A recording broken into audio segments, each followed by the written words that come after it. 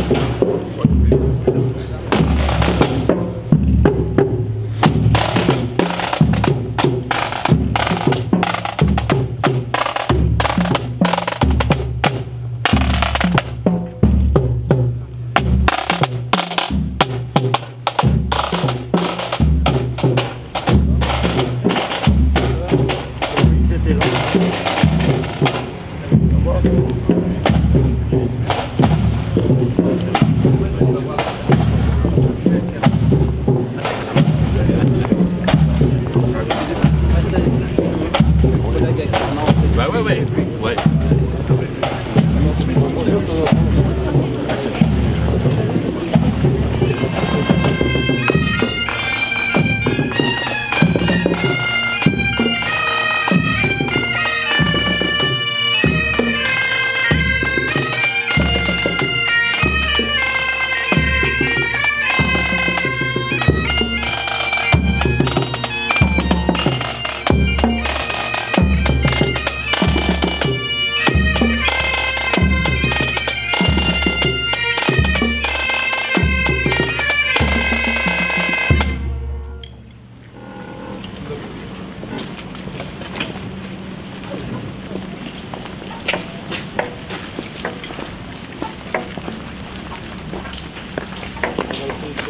En place le mieux possible.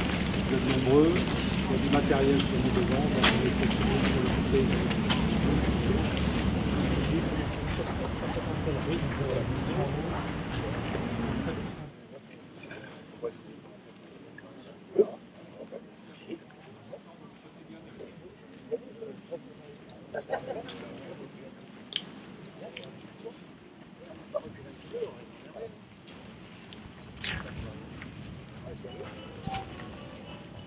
lecteurs. Les lecteurs, vous venez avec moi, s'il vous plaît. Le lexique, cette phrase. Les lecteurs, vous mettez pas.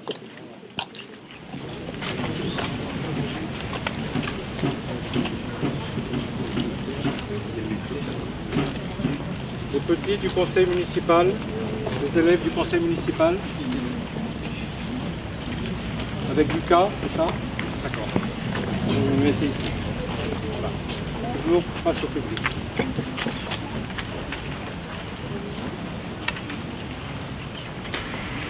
Les élèves de première, vous avancez. Ça, alors la chorale, vous vous mettez ici. Vous mettez sur la droite. La chorale, 6e, 4e et 5e.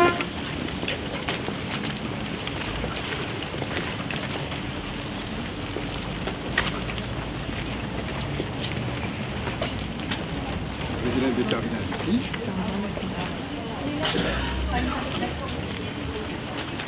Les élèves de première, vous avancez bien vers l'avant. Vous avancez vers l'avant. Les élèves de première sont beaucoup trop loin. Ils s'approchent des élèves de première. Ils encadrent, ils montent jusqu'en haut. Ils montent jusqu'en haut. Moi, je ne sais pas. Vous montez jusqu'en haut les élèves de première et les élèves de terminale. Ah oui. Les textes seront lus par des collégiens et des lycéens. La chorale, c'est également la vôtre. Donc il faut que vous soyez là, tous avec elle, pour pouvoir la soutenir, pour pouvoir soutenir les uns et les autres. Par un mot d'introduction qui sera lu, ce mot sera lu par Clémentine et Maxime. Donc je demande à Clémentine et à Maxime de s'approcher du micro.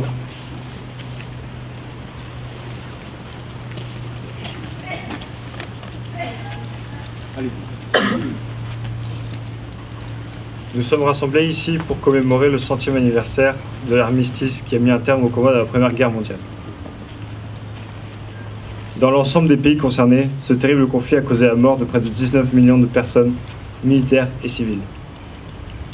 Notre région n'a pas été épargnée. Sur le monument aux morts de la seule commune de l'Esnevin sont écrits 112 noms, ce qui représente plus de 6% de la population masculine de l'époque. À Saint-François-Notre-Dame aussi, une plaque de marbre, dans la chapelle, rend hommage aux anciens élèves ou professeurs de l'établissement qui sont tombés au combat, en 1961. Par ailleurs, des noms de rues à l'Esnevin évoquent les lieux où ils ont perdu la vie, la Marne, Verdun, le chemin des Dames. Les petits, vous approchez avec vos affiches. Voilà, je vous les montre.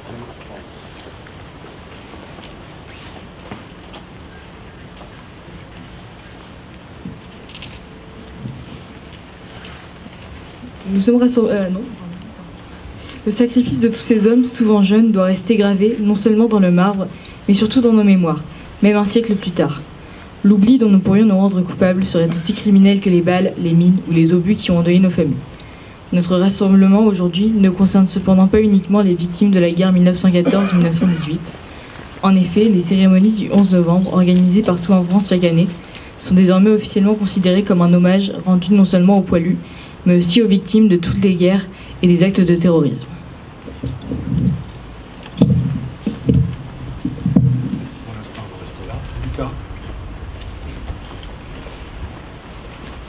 Lucas, qui fait partie du conseil municipal des enfants, va également lire un petit mot.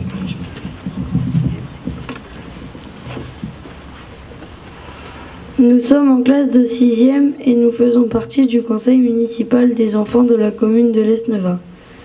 Nous sommes très heureux de nous joindre aux élèves de première, de terminale, ainsi qu'à la chorale de Saint-François-Notre-Dame, afin de commémorer le centenaire de l'armistice de la guerre 1914-1918. Ce devoir de mémoire est un moment très important pour nous, collégiens et lycéens.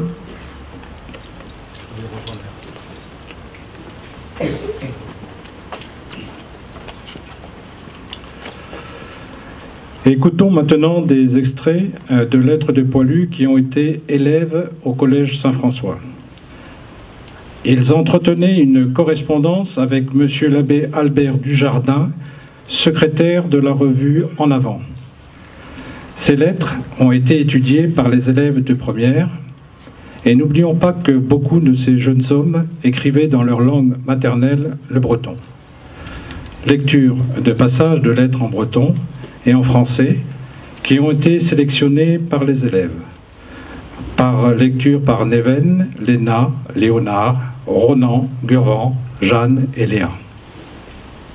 Vous approchez du micro. Lettre de Jean Pingam du 26 décembre 1914. Jeudi, veille de Noël, notre général demanda une attaque générale. Régiment de zouaves devait marcher de l'avant coûte que coûte. Ils le firent avec leur entrain ordinaire.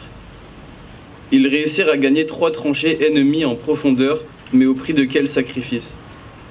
Cette attaque valut aux 4 régiments 1200 hommes mis hors de combat.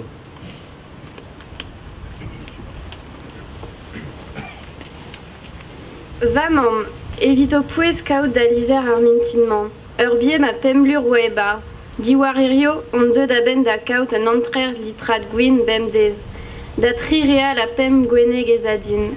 Neoke devin nentra a rankouteva andrase ouspen. Rak, amant, neus ban edu rebet. Ar stermeuz a dremen un enterleo allemand. Nelerket mondi, ep e ona evez ar bochet o taoler obuziou var or pen. Dirac Verdun et Mahomp, Léopel d'Irazomp. Lettre de Félix Bellec du 22 juin 1915. Alors de toutes les directions, c'est le moment de se tenir aux écoutes. J'entends les jeunes, tout frais éclos du collège, crier « Courage ». Les anciens murs d'une expérience de 10 mois répondent du fond de leur tranchée « Espoir ». N'est-ce pas cela le but du petit journal? Forger de l'énergie et souffler la confiance. Lizer, Maurice, roet ez eus bet urs deom da vont varaok. En ur fos voan a ya bete gliden genta anton. Ur met ledander a soudardedal o ton a bem deom. Pegen diez vale, pegen diez a raok edem gavout. An tenou o strakal, o sutal, o tarza en douar. A luchet en oable e giz an ton artifice. Skrijus eo gwelet ar soudarded o vont eske d'an ankou. Lettre de Joseph Ranou, 5 juillet 1917.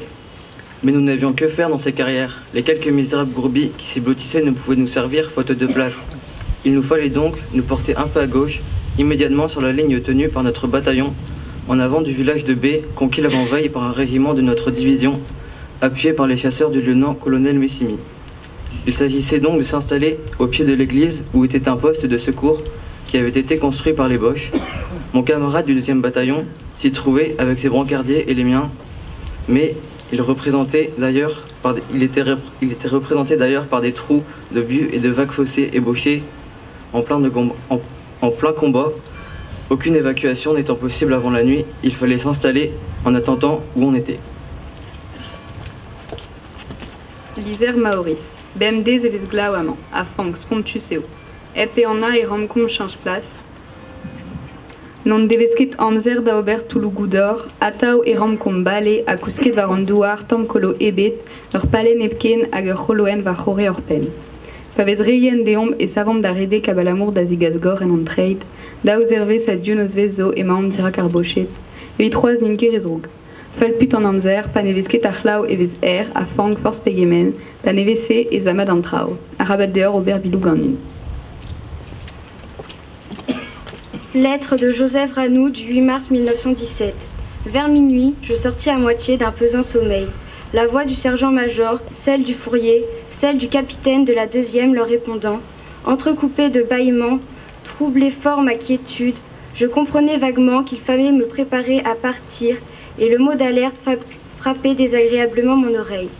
Ne voulant pas croire à un sort aussi cruel, je me retournai dans ma capote et me rendormis, en grelottant un peu. Vers 2 heures, il fallut pourtant me réveiller au branle-bas irrésistible du départ. Où est le train de combat? Pas encore arrivé. Viendra-t-il, oui ou non? Vaine récrimination.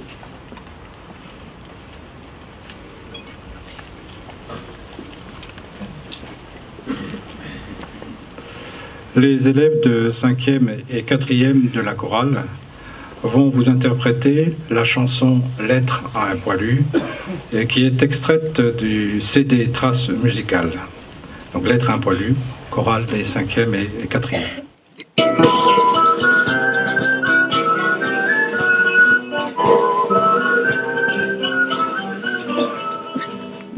Cher Goulbin, tu n'avais pas 20 ans, comme tes parents, tu travaillais au champ. Quand on t'a dit, faut partir aux frontières, dans quelques semaines, tu reverras ta mère.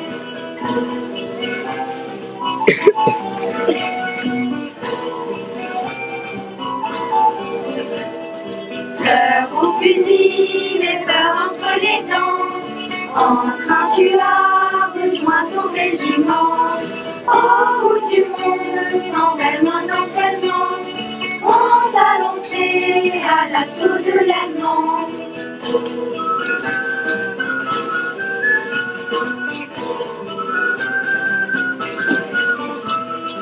Tu écrivais aux parents, aux amis, tous tes malheurs et le mal du pays, toutes les horreurs chaque jour rencontrées, les gaz, les bombes et les copains tombés.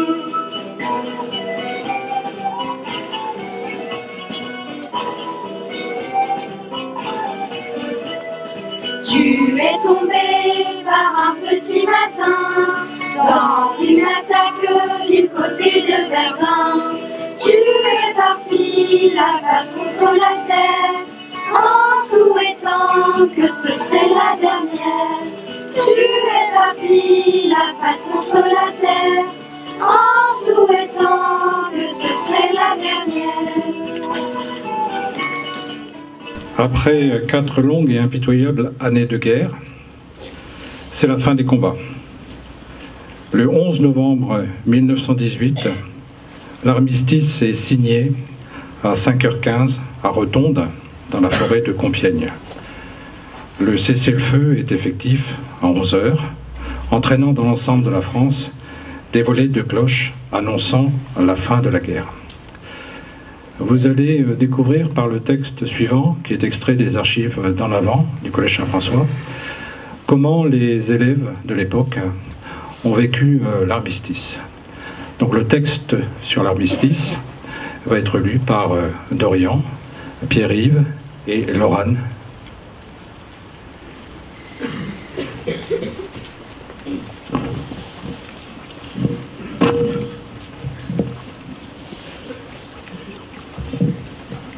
Mais un événement inoubliable vint marquer les premiers jours de cette année, le 11 novembre.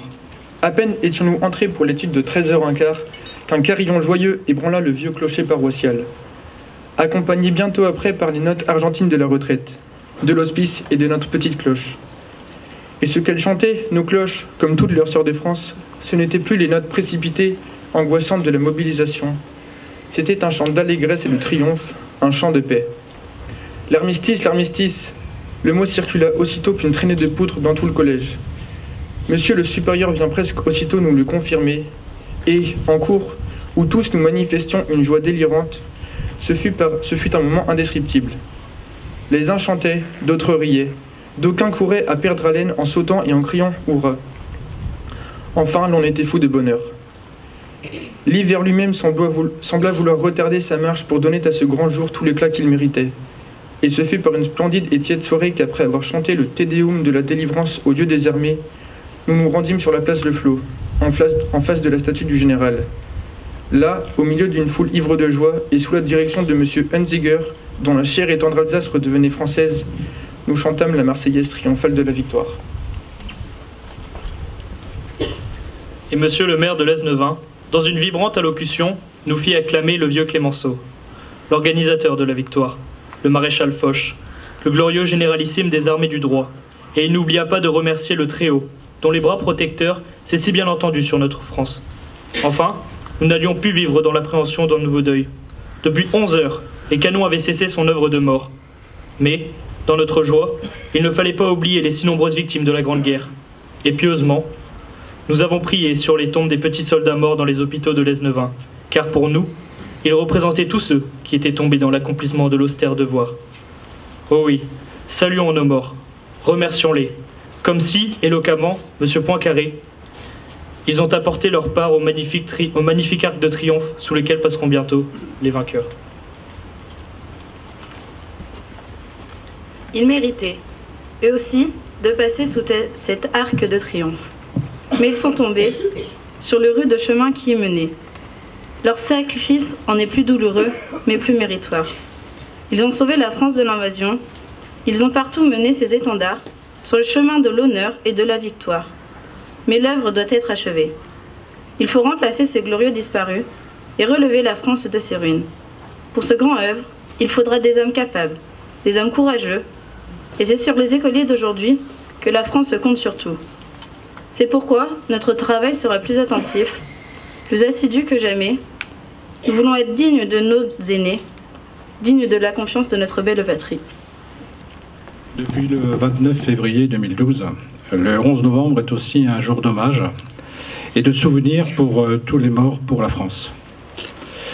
Écoutons le texte « La vie est un long passé », extrait de la chanson de Mano. Il y est fait mémoire de la Première, de la Seconde Guerre mondiale, mais aussi il évoque la montée de la haine engendrant des actes terroristes. Et souvenons-nous, il y a 3 ans. Le texte de Mano, « La vie est un long passé », va être lu par Audrey, Glenn et Élise. Mano, l'avenir est un long passé. Une pupille noire entourée de blanc, le visage fatigué braqué sur un lieutenant, l'ordre sera donné dans quelques instants. Deuxième assaut de la journée et Marcel attend. Il a placé au bout de son fusil une baïonnette pour lutter contre une mitraillette de calibre 12.7. Près de sa tranchée, placée à 20 ou 30 mètres, la guerre des bouchers, nous sommes en 1917. Tant de journées qu'il est là, à voir tomber des âmes. Tant de journées déjà passées sur le chemin des dames. Marcel sent que la fin a sonné. Au fond de sa tranchée, ses mains se sont mises à trembler. L'odeur de la mort se fait sentir. Il n'y aura pas de corps à corps. Il sent qu'il va bientôt mourir. Comment un homme peut-il accepter d'aller au combat? Et quand il sent au fond de lui qu'il ne reviendra pas? L'homme est-il un animal? Comme à cette époque, le mal est déjà caporal. La main du lieutenant, doucement vers le ciel, s'est levée. La suite, l'avenir est un long passé. Une pupille noire entourée de blanc, le visage ciré, son regard est terrifiant. Placé à quelques pas de là, des Allemands. 1944, Jean-Marc est un résistant. Il a eu pour mission de faire sauter un chemin de fer. Lui qui n'est pas homme d'action est devenu maître de guerre. Après le cyclone qui frappa sa mère et son père d'une étoile jaune, il est venu droit de l'enfer. Tant d'années passées à prendre la fuite. Tant de journées consacrées à lutter contre l'antisémite. Jean-Marc sait qu'il n'a plus de recours. Le câble qu'il a placé pour faire sauter le train est bien trop court. La mort se fait sentir, mais il n'a pas de remords. Comment le définir? C'est la nature de l'homme qui l'a poussé à être comme ça. Se sacrifier pour une idée, je crois qu'on ne résiste pas. Le mal est maintenant général, de toutes les forces armées occultes de la mauvaise époque de l'Allemagne. Au loin, le train s'approche et l'on peut distinguer sa fumée. La suite, l'avenir est un long passé. Une pupille noire entourée de blanc. C'est ce que je peux voir devant la glace à présent. Je viens de me lever il y a quelques instants. C'est difficile à dire à fond ce que je ressens. Après la nuit que j'ai passée, dur a été mon réveil. À tout ce que j'ai pu penser avant de trouver le sommeil. À toutes ces idées qui m'ont causé que des problèmes. La réalité et toutes ces images de haine. Tant d'années passées à essayer d'oublier, tant de journées cumulées et doucement il s'est installé. Je me suis posé ce matin la question, est-ce que tout recommence? Avons-nous perdu la raison? Car j'ai vu le mal qui doucement s'installe sans aucune morale. Le souvenir des conflits passés doit nous conduire à oublier nos haines et nos rancœurs et œuvrer pour la paix et la liberté. Le poème de Jacques Prévost, La Liberté, sera lu par Caroline et Mathieu.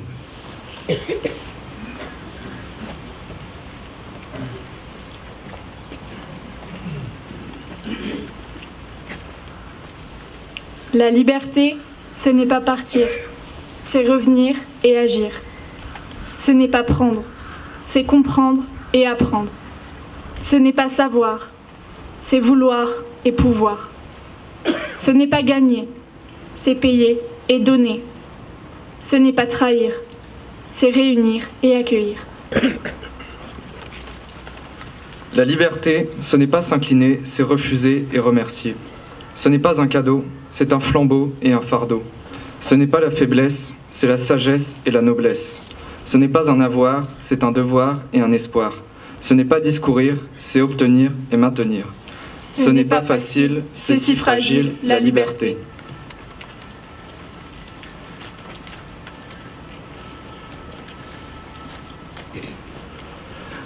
Tous ces jeunes soldats bretons envoyés au front avaient en commun une langue, le breton. C'est pourquoi, en leur mémoire, Mathieu, Eva, Gabriel et Bastien, accompagnés aussi de Clément, Raphaël, Lucas et Lisa, vont vous lire un texte sur la paix, la liberté, la démocratie, texte qu'ils ont écrit en breton. Donc les petits du conseil municipal, vous approchez également devant et vous montrez à nouveau les panneaux que vous avez fait vous-même. Voilà. La lecture peut commencer. Baudet tombe assemblée Sirio à benderel songe et victimé d'arbres elbraz. Redeodeum chom une honnête et vitanini rediet d'aveza arrose. Redeodeum pives diwal ne juarbes feket lazade kevelse adare.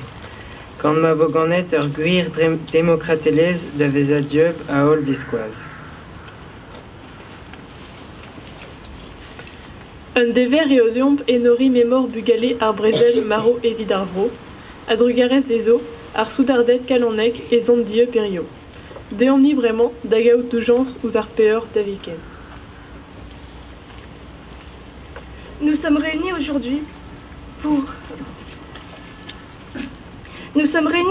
pour nous souvenir des victimes de la Grande Guerre. Il nous faut rester unis pour celui à qui on a imposé d'être un héros. Il nous faut aussi veiller à ce qu'un tel massacre ne se reproduise à nouveau, que naisse une vraie démocratie pour que nous puissions être libres pour l'éternité.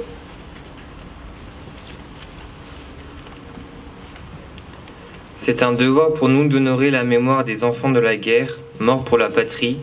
C'est à eux, les courageux soldats, que nous devons notre liberté aujourd'hui, à nous maintenant de respecter la paix pour toujours.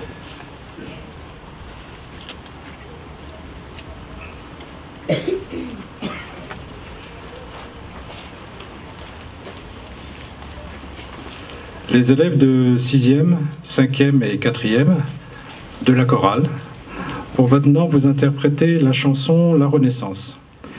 Les paroles de cette chanson ont été écrites par les élèves de première L et ES, ainsi que par les bretonnants.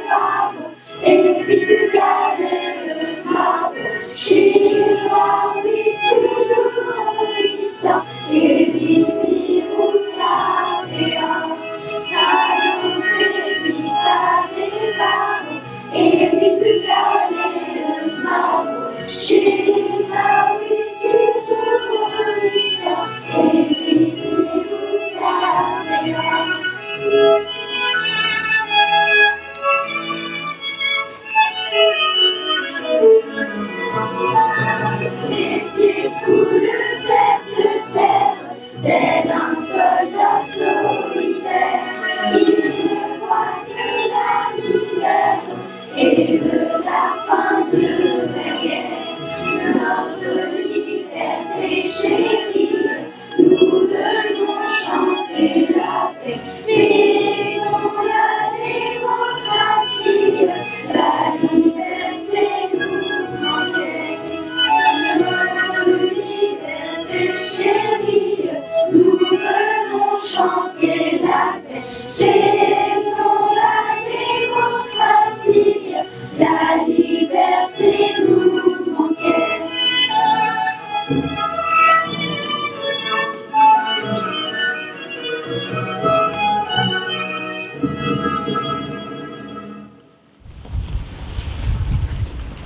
Le Bagad Broeven va maintenant interpréter une mélodie qui est mise à Sudariawank. Adieu aux jeunes soldats.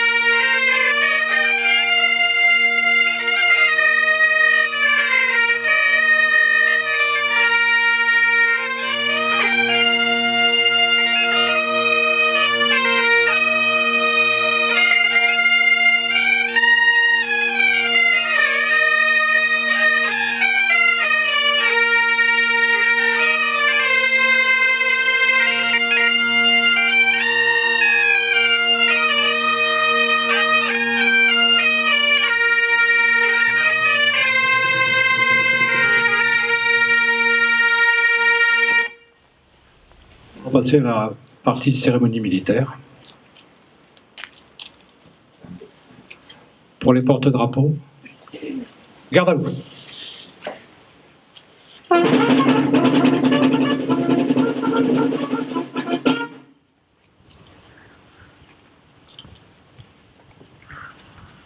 Après 1561 jours de combat, à la 11e heure, du 11e jour, du 11e mois de 1918, retentit sur tout le front la sonnerie du cessez-le-feu.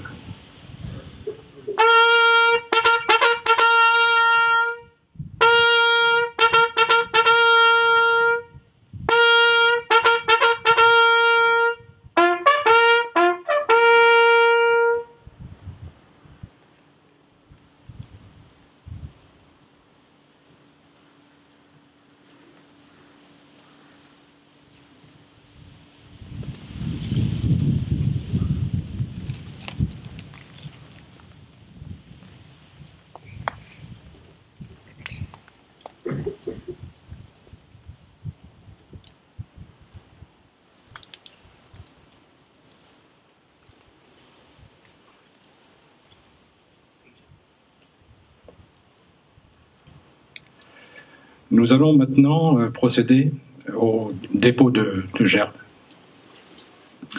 Donc si les autorités veulent bien s'approcher, donc que la gerbe soit portée, je crois, par Anaïs et Romain.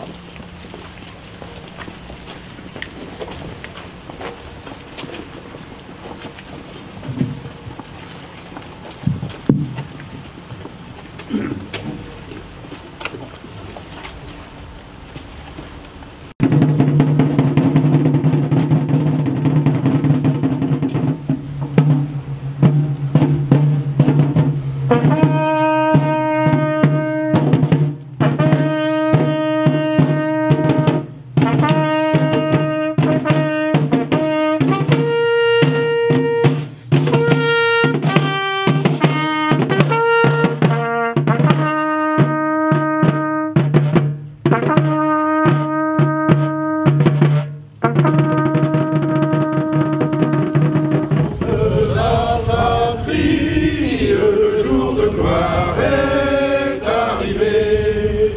Contre nous de la tyrannie, l'étendard sanglant élevé, l'étendard sanglant élevé. Entendez-vous dans nos campagnes mugir ces féroces soldats qui viennent jusque dans nos bras, égorger nos fils et nos compagnes. Aux armes, citoyens, formez vos bataillons, marchons, marchons, qu'un sang impur abreuve nos sillons.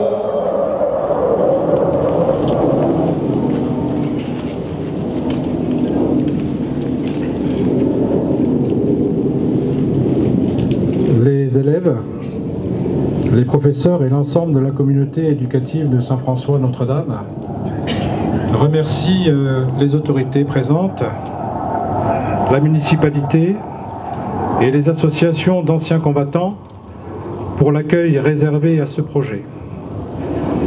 Merci à chacun de vous pour votre présence et votre participation à cette cérémonie commémorative du centenaire de la guerre 14-18, organisée par les jeunes collégiens et lycéens. Cette cérémonie est terminée, mais la communauté éducative de Saint-François-Notre-Dame invite les personnes au vernissage de l'exposition dans la chapelle Saint-François après la cérémonie, qui se termine toujours, après, on va dire, au moment de la dislocation, par un moment de politesse républicaine, avec salut et remerciements au porte-drapeau par les autorités présentes. Voilà, je vous remercie.